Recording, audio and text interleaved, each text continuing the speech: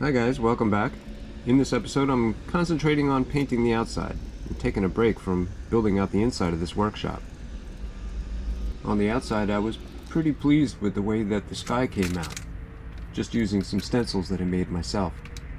However, the line where the sky and the trees came together was a little bit too abrupt. That's what I'm doing here. I'm bringing some of those clouds a little further down. I wanted to make it look like you could see the clouds through the trees.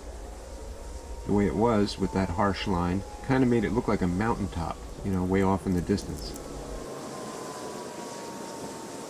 Now I've got to decide where all the big trees live, and I'm a little intimidated. It's a lot of work to ruin, but it's got to be done. Big trees in the foreground were going to help push everything back a little bit, and again make it look like less of a mountain and more of some trees that were up close. I wasn't really sure how to go about this, so I just grabbed a brush and started.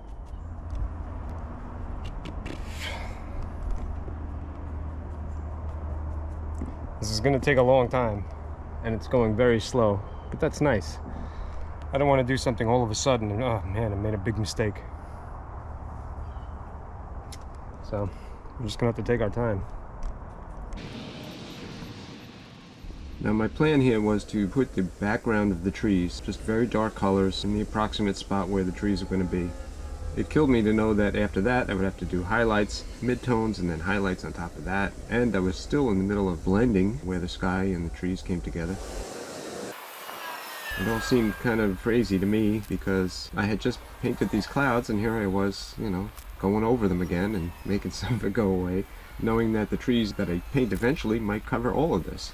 However, this layer would maybe be seen through the final product, so I just kept going, stabbing away. For the most part, I was liking the way that you could see little pieces of clouds poking through. I also liked the idea of giving birth to these trees, a little bit at a time, a branch here, a branch there. I knew eventually I'd have to put a trunk in there, but again, these were the leaves you would see behind the trunks of these big trees.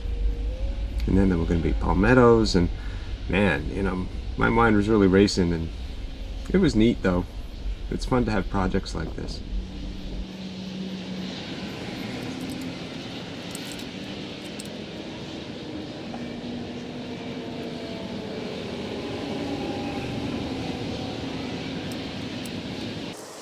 Here in the corner, I was going to do something a little asymmetrical because nature isn't always the same.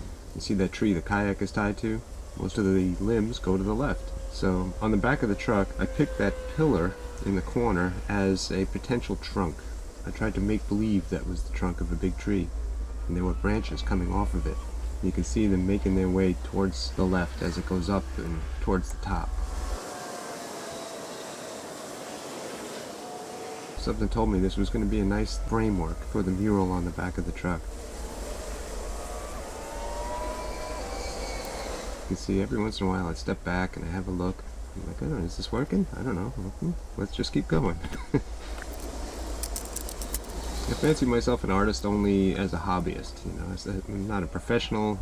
I just kind of play around. It's usually how good things happen, Don't be afraid, just kind of grip it and rip it.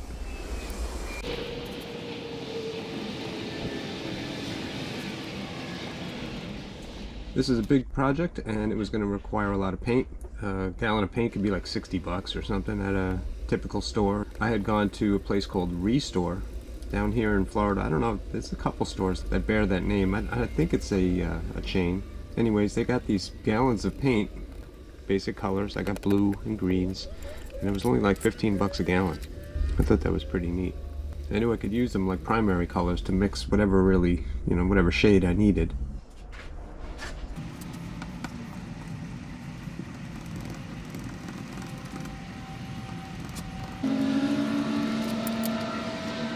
And at this point I'm putting in the midtones.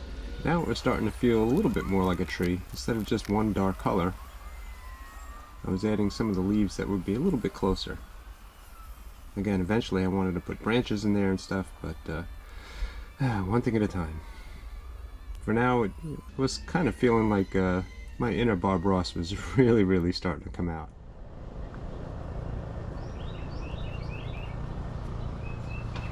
And that really makes it pop, doesn't it?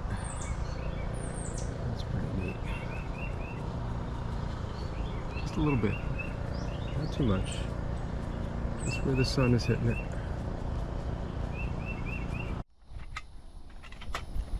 Okay, now we're going to add some highlights to the tops of these trees where they've been getting a lot of sunlight. I'm going to load the brush. I'll have to do that off camera. Okay. Got a good amount of this crazy neon green on there. Let's get up top to where the sunlight is. Not too much, just a little tiny touch. Boop, boop, boop, that's it. Oh, oh, oh. Oh wow, look at that. Look at that pop. Maybe a little bit more right there. There you go. Oh man. Isn't that something? Those layers. Wow. You can really see where the top of that branch is. Huh? Yeah. Oh, yeah, that's a big healthy branch right there. Yeah, this part was starting to turn out pretty good. It alleviated the stress that, this was going to take forever. But it didn't all have to be done at once. I could do a little bit now, and I could do a little bit later.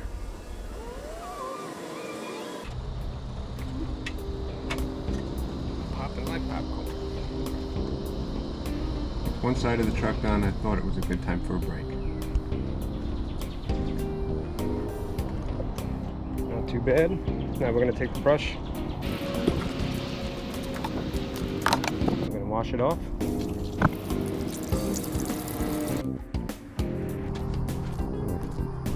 And we just beat the devil out of it. I love that part. Stay tuned, everybody. There's more workshop videos to come.